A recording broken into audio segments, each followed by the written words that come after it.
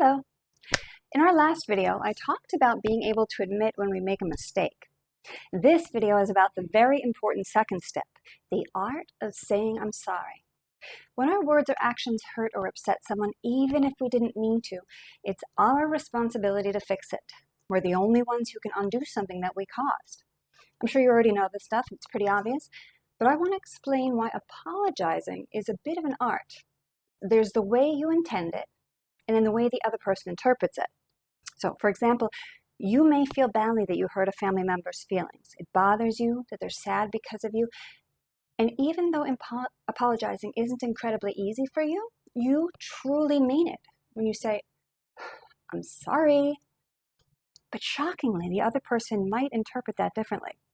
Somehow they might end up thinking you don't mean it. Now, speaking of interpretation, I wanted to talk to you about art for a minute. Let's start with this one. I know you know this painting already, but whatever. So check that out. I'm trying to make sure you can see it. How about that? There it is. Now this is by an artist named J.M.W. Turner. And he painted it in 1842 in the style of Impressionism. You know what that is? Check that out. That is a steamboat caught in a storm. I know, you knew that. And next, we have Rembrandt. You see that? Now that's painted in the style of realism. That probably makes sense.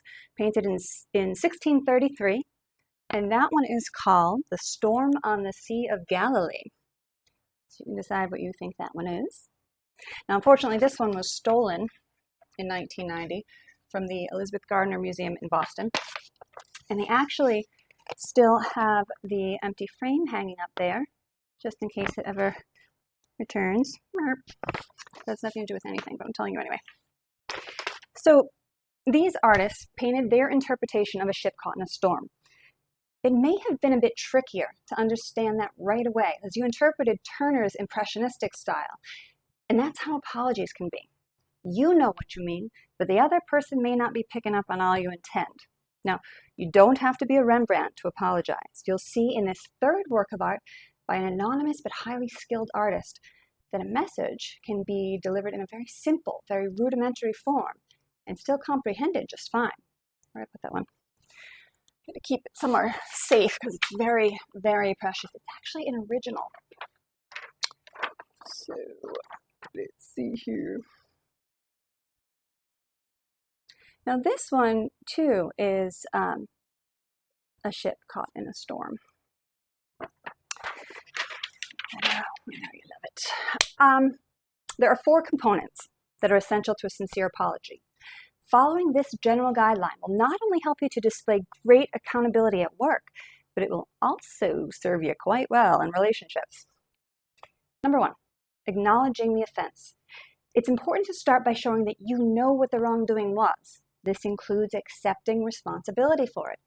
And just a tip, saying I made a mistake is much more healing than saying mistakes were made, even though you'll find it a bit harder to say. Next, provide an explanation. In some cases, it's helpful to explain an offense, especially to convey that it was not intentional and it will not happen again. Plus, it will help you to be heard and understood.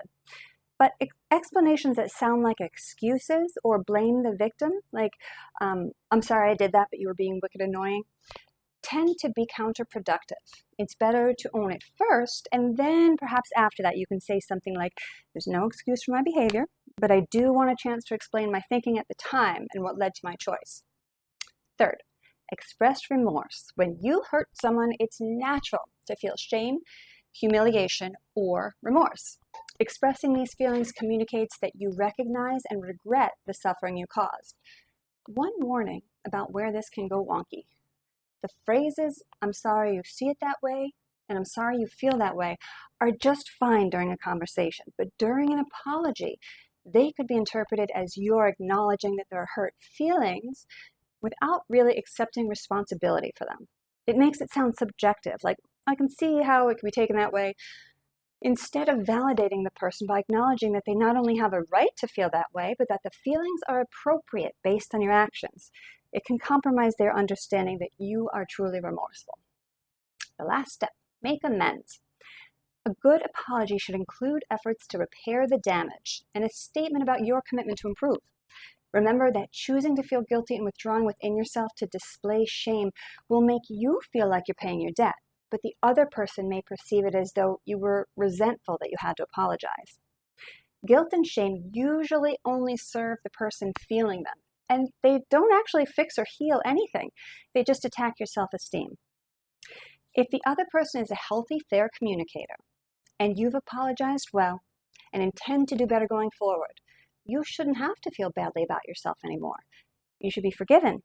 People make mistakes, and most of the damage can usually be undone by just owning them.